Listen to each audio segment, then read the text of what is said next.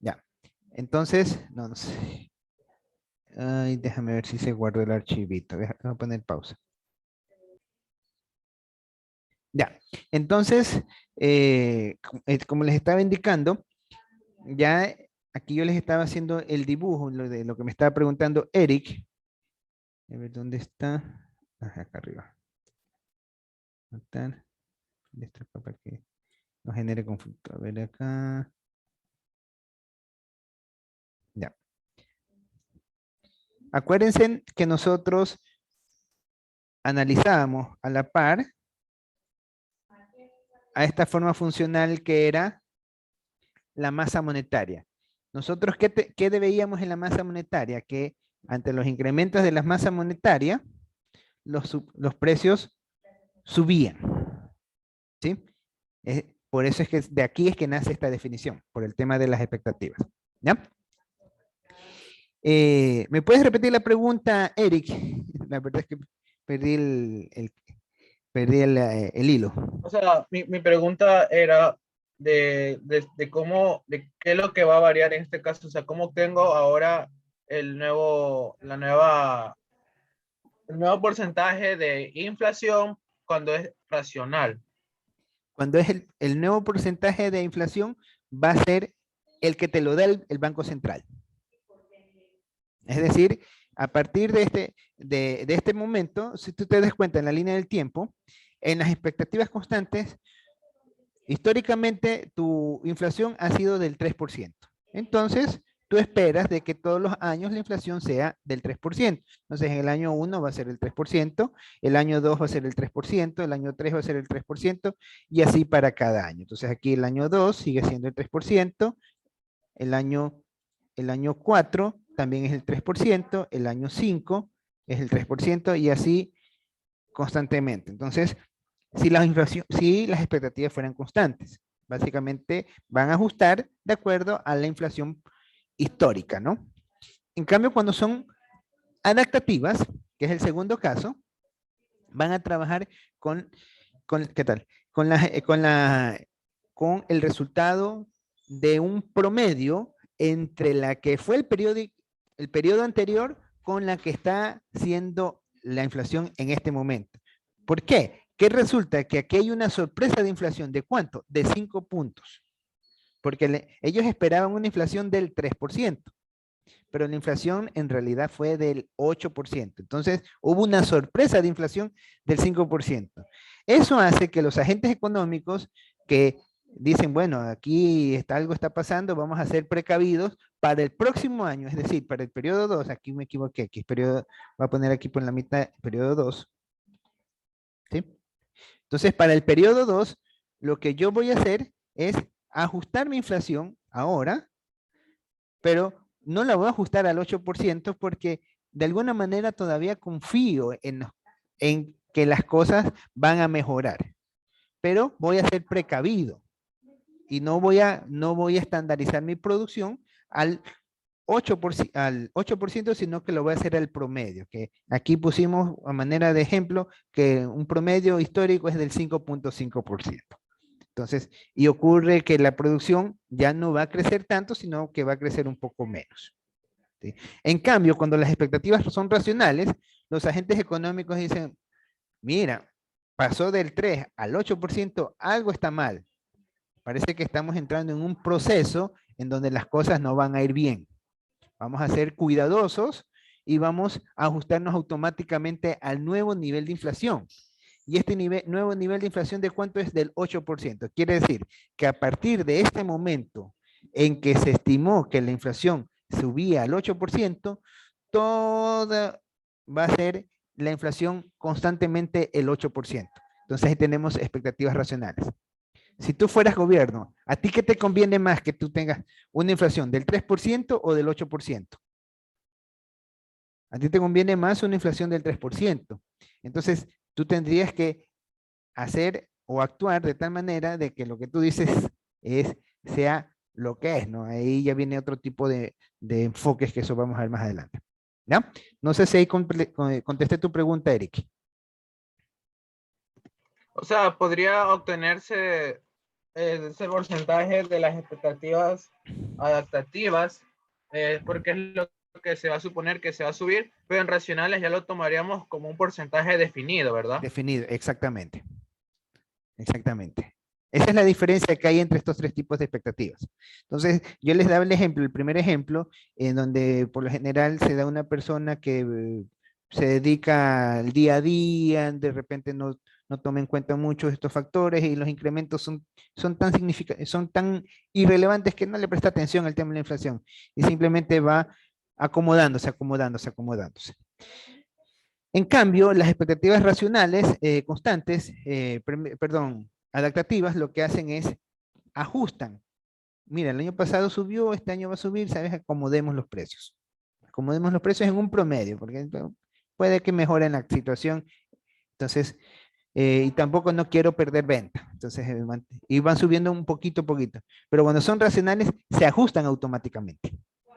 ¿Sí? Entonces, eso es lo que nosotros, inclusive ustedes, podrían darse cuenta cuando analicen los datos en la base de datos que le mandé. Ahí no, si bien es cierto, no tienen los datos históricos de la inflación, ni tienen los datos históricos de niveles de desempleo, no tienen esas dos variables, pero tienen el valor de la tasa de interés, tienen el valor del PIB, tienen el valor de la producción, tienen el valor de la masa monetaria.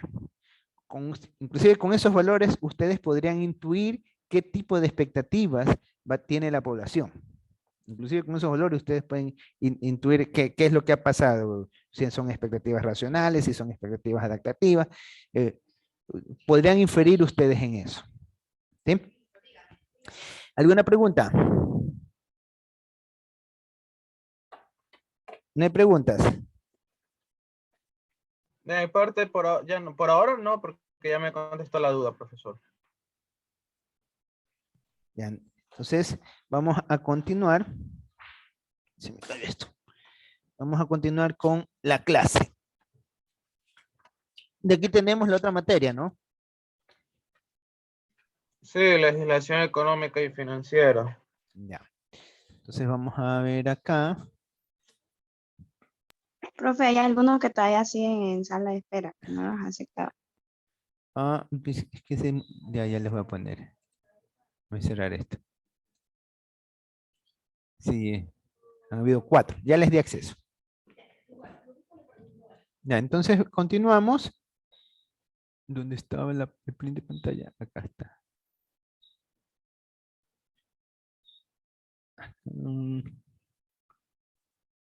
Ya. Ya. Entonces ya vimos expectativas racionales. En esta gráfica se alcanzan a ver la lámina. ¿Se alcanzan a ver la lámina? Sí, profe. Sí, profesor. Ya. Entonces, bueno, vamos a ver. Aquí esta pequeña lámina es un ejemplo de los tipos de expectativas que hay, ¿no? Aquí tenemos la inflación de cada año. Tenemos que es del 10%, ¿sí? Aquí hay un ejemplo de 5 años, pues esto es para una economía cualquiera. Veamos qué pasa con una expectativa estática. ¿Sí? Cuando las expectativas son estáticas, ¿qué pasarían con los niveles de inflación esperada? Con los niveles de inflación de sorpresa inflacionaria, es decir, lo que te toma por sorpresa de inflación, y qué va a pasar con los niveles de desempleo. Entonces, aquí sabemos que este nivel de desempleo 3 es un nivel de desempleo base. Sí, es el nivel de desempleo con el que todos los gobiernos tienen que aguantar. Entonces, hay una inflación de 10, entonces hay una sorpresa inflacionaria de prácticamente la diferencia. Se esperaba que sea de, bueno, no especifica de cuánto es es que la inflación esperada era 0. No se esperaba que no haya inflación. ¿Sí? Se esperaba que no haya inflación. Entonces, fue la inflación de 10 y ¿qué sucede? Los agentes económicos chutan, inflación de 10, pero asumieron el valor de la inflación, no les tomó problema, la ajustaron y no pasó nada con el desempleo. Luego, para el siguiente periodo, como sigue siendo constante, vuelven a ajustarse los efectos y se siguen manteniendo los niveles de desempleo a largo plazo mientras las expectativas sean estáticas o constantes. En cambio, cuando ya nosotros tenemos un nivel de expectativa adaptativas, vamos a tener que en el primer caso va a tener el mismo comportamiento de las expectativas estáticas, pero como te tomó por sorpresa el nivel de inflación, tú para el siguiente periodo vas a ajustarla. Para este ejemplo se está considerando que tú ajustas la mitad. ¿Sí? Esto depende de muchas cosas. Aquí por temas didácticos estamos estableciendo un estándar de que tú ajustas la sorpresa inflacionaria en la mitad de lo que ha ocurrido, ¿no? Entonces, tenemos que para el siguiente periodo tú vas a tener que la inflación esperada ya no va a ser de 0, sino que vas a tener una inflación esperada del 5%, porque está siendo precavido, 5%. Entonces, si vuelve a ser del 10%, ¿tú qué vas a decir? Como que te ha tomado por sorpresa que la inflación ha sido del 5% adicional de lo que tú proyectaste. Esto es lo que tú proyectaste, 5%, pero lo real fue del 5%. Del 10%, por lo tanto fue un 5% adicional. Tú, por lo tanto, como incrementaste los niveles de precio, incrementaste los niveles, tuviste que ajustar los niveles de producción a los nuevos niveles de precio, entonces obviamente tus niveles de producción van a verse afectados y vas a tener que rescindir de mano de obra. Eso hace que las tasas de desempleo se incrementen en un punto. ¿Ya? Eso ocurre en el segundo año. En el tercer año, miren que en el segundo año no pasaba nada. Los niveles de desempleo se mantenían. En el tercer año, vuelve a ser el 10%, pero esta vez tú fuiste más precavido. Dices, no, yo ya esta vez voy a tomar el promedio y le voy a hacer el 7.5%. ¿Ya? Entonces, vuelve a ser del 10%, otra vez te tomó por sorpresa y lo ajustas nuevamente al promedio histórico. Entonces, 2.5, y eso hace que nuevamente se reduzca los factores productivos y tengas que prescindir de mano de obra, y obviamente va a aumentar aún más tu nivel de desempleo. En cambio, en las expectativas constantes se mantenía. Para el siguiente periodo igual, baja la mitad, sigue ajustando tu inflación esperada y así esto va a irse acomodando cada vez más. Y entonces, este es el efecto de las expectativas adaptativas. Tú tienes, conforme no vas controlando los niveles de inflación a largo plazo, vas a tener que los factores productivos van a irse ajustando a largo plazo. ¿Sí? Que esto es lo que encontró Keynes y luego sacó su teoría keynesiana porque observó estos fenómenos. Solamente que él no analizó el efecto desempleo, inflación, eso lo analizó Phillips. De ahí tenemos el otro caso, que son las expectativas racionales. En estas expectativas racionales, en el primer, como son racionales, ya ellos ya se dan cuenta de todo lo que está pasando, ya no les toma por sorpresa la inflación, porque ellos esperaban que la inflación sea del 10%. ¿Ya? Si bien es la sorpresa que hubo de 10%, pero ellos ya estaban esperados. Lo único es que la tasa de desempleo se mantiene, pero como ya fue real la proyección que ellos esperaron, sencillamente para el siguiente periodo ya no les va a tomar por sorpresa, sino es que lo van a hacer el ajuste real. Entonces, como ajustaron los precios reales, ya no van a tener sorpresa inflacionaria y el nivel de desempleo se va a ajustar automáticamente. Y como para el siguiente periodo ellos siguen manteniendo su inflación en un 10%, y como es de 10%, los niveles se van a mantener en ese mismo nivel, a no ser que baje o a no ser que vuelva a subir para que se afecte esta tasa de desempleo. ¿Sí? ¿Alguna pregunta hasta allí? No hay preguntas. El de las expectativas adaptativas. Ya, ¿qué O pasa? sea, Dime. ya, tengo una inflación del 10%. O sea, Ajá.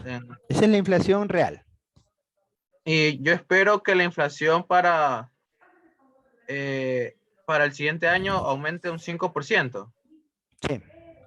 Entonces, ¿por qué en el segundo año sería 5 igual? No comprendo eso. Como en el segundo, aquí. Sí, aquí, exacto, ahí. Ya, aquí tenemos, esto es inflación, esta es la inflación real, la que está en la parte superior, en la cabecera. Claro, esas son el Esta es la inflación 10% real. de inflación. Ajá, eso es lo que ya decreta el gobierno, que esa ha sido la inflación. Entonces tienes la inflación esperada, esto es lo que tú pronosticas. Esta es la inflación que tú pronosticas. O sea, tú como agente económico, tú dices, bueno, yo estimo que para el próximo año los precios van a mantenerse estables, van a subir o van a bajar. Esta es la estimación de la inflación que tú haces. ¿Sí? Entonces tú estimas aquí en un 5%, en 0%, que no pasa nada, se mantienen los precios. Aquí tú estimas que se incrementan en 5, aquí tú estimas que se incrementan en 7.5, aquí tú estimas que se incrementen en 8.75, aquí tú estimas que se incrementa en 9.375. La sorpresa inflacionaria es lo que realmente ocurrió. Entonces, tú estimaste 0 y lo que realmente ocurrió es 10. Entonces, ¿cuánto te sorprendió a ti? En un 10. Aquí, ¿cuánto fue lo que tú estimaste? Un 5%. ¿Cuánto fue lo que realmente ocurrió? 10. ¿Cuánto fue la sorpresa? La diferencia, 5. Acá, ¿cuánto estimaste? 7.5. ¿Cuánto fue lo que realmente ocurrió? 10. ¿Cuánto fue tu sorpresa? 2.5. Acá, ¿cuánto estimaste? 8.75. ¿Cuál fue lo que realmente ocurrió? 10. ¿Cuál fue tu sorpresa? 1.25. Y así es como calculas la sorpresa inflacionaria. ¿Sí? Y estos son los niveles de desempleo porque obviamente tú tienes que prescindir de capital, de mano de obra, al fin y al cabo se traduce en mano de obra, entonces el resultado es que aumentan los niveles de desempleo. ¿Sí? ¿Y el valor de la tasa de desempleo lo estimo de qué forma? O sea, lo establezco de qué manera. La tasa de desempleo, eso lo da el Banco Central. O sea, yo el valor que voy a estimar nomás sería la sorpresa inflacionaria. Ajá, la tasa de inflación. Sí, como empresa sí. Pero tú te vas a Pero de dar... ahí la inflación esperada yo la establezco y la tasa de desempleo me la da el Banco Central. Ajá, es que en realidad a ti como empresa tú no estás viendo los niveles de empleo, niveles de desempleo. Para ti es un factor productivo simplemente. Eso es eso es lo que, como está diseñado la estructura, ¿no? Tú ves, acuérdate que tienes capital y el valor de W, y en el corto plazo el valor de W es el que se ajusta. Acuérdate cuando nosotros veíamos en la curva ISLM, por ahí analizábamos que uno de esos componentes está relacionado a los niveles de producción. Y en la oferta agregada, prácticamente en la oferta agregada lo que tú vas a analizar son los factores productivos y tenemos tres recursos en los factores productivos. Los salarios, que es el W, tenemos el capital o acervo de capital, que era la K, y tenemos la tecnología, que era la T. Entonces, acuérdate que decíamos que los acervos de capital y los niveles tecnológicos en el largo plazo son variables, pero en el corto plazo son fijos. El único que era fijo al corto plazo era el W. Entonces, cuando tú tienes estas estructuras, donde tú ajustas en primera medida es en W, que son los salarios. Obviamente, si no puedes bajar salarios, entonces lo que haces es corte personal.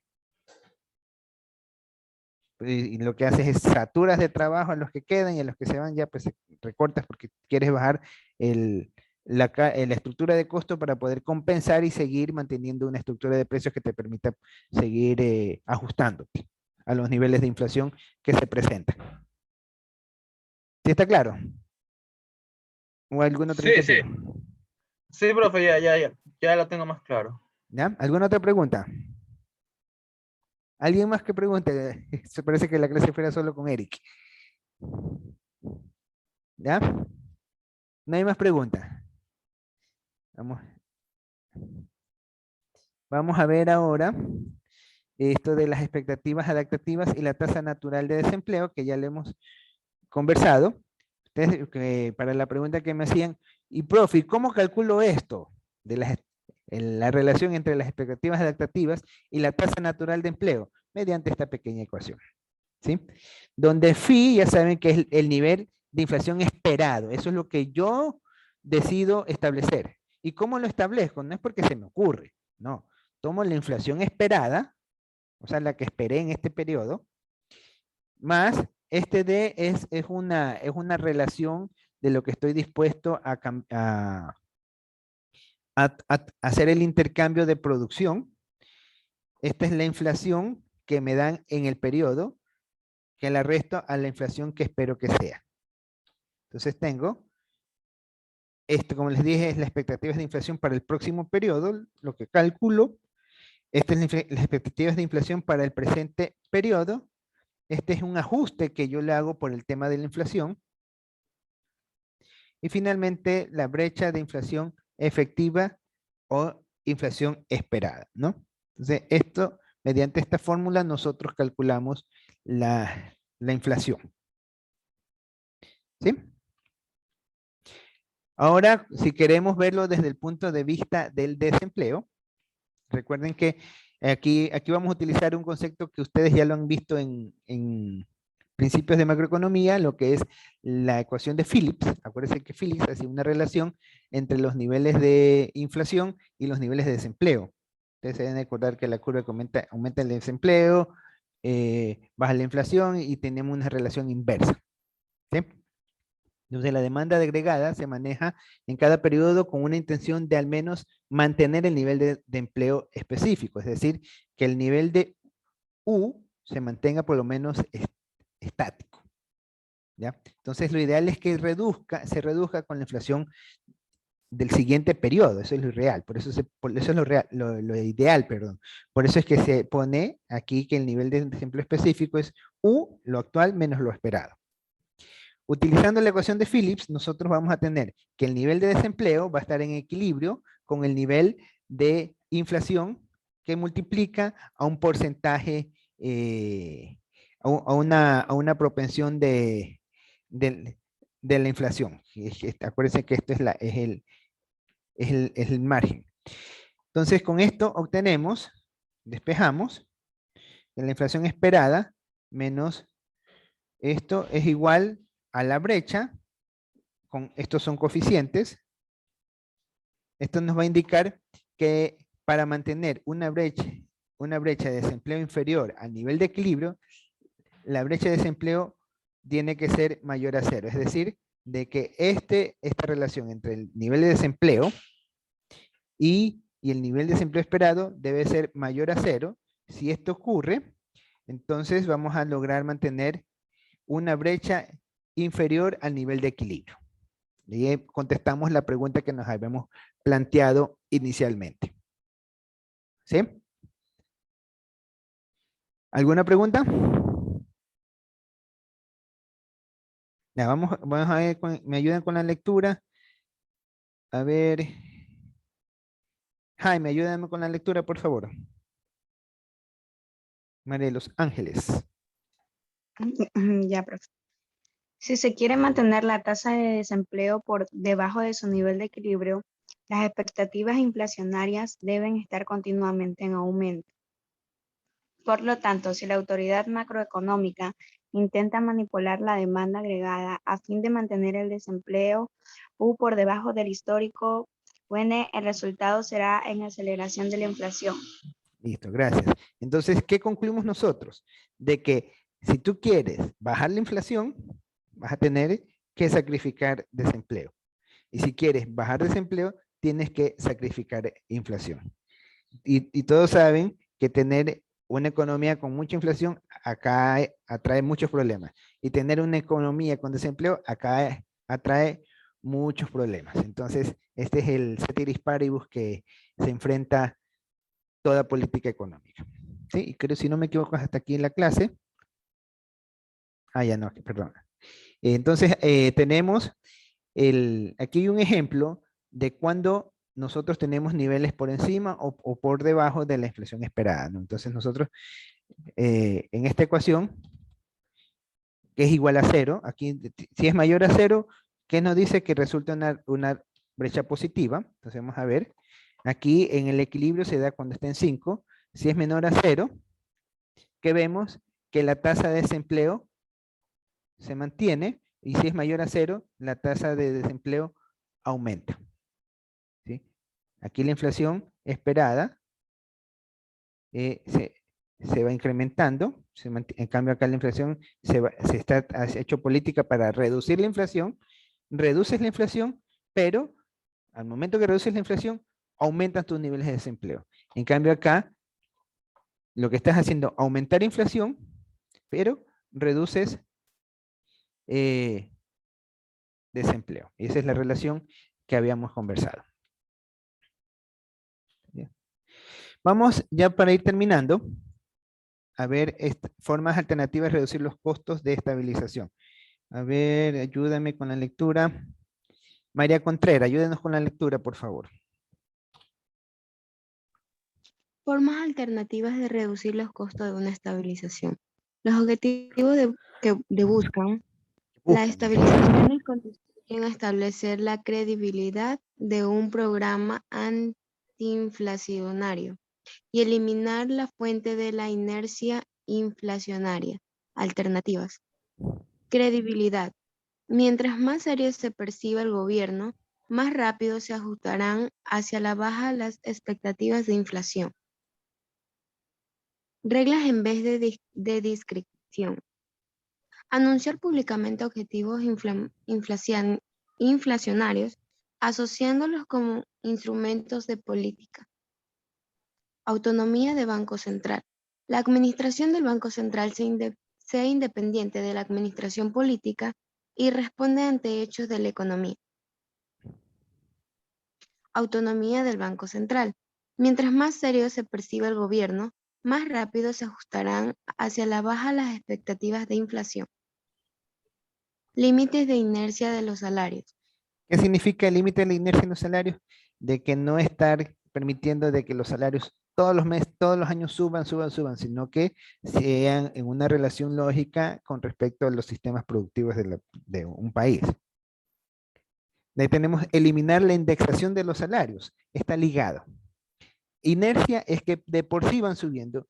Indexación es que van subiendo por decreto. Eliminar los contratos laborales a largo plazo. Bueno, esto es se ve en el sector público, cuando hay los contratos laborales a largo plazo son los típicos contratos colectivos que se generan condiciones, que se generan en condiciones de bonanza, que cuando estamos en condiciones de prosperidad, lo que hace es complicar la masa laboral. Y hasta aquí nos quedamos. ¿Alguna pregunta que tengan? ¿No tienen preguntas? Entonces vamos a hacer un pequeño receso de unos 15 minutos y de ahí ya vamos con la siguiente, con la clase, con la siguiente materia, ¿no? Entonces nos vemos en 15 minutos.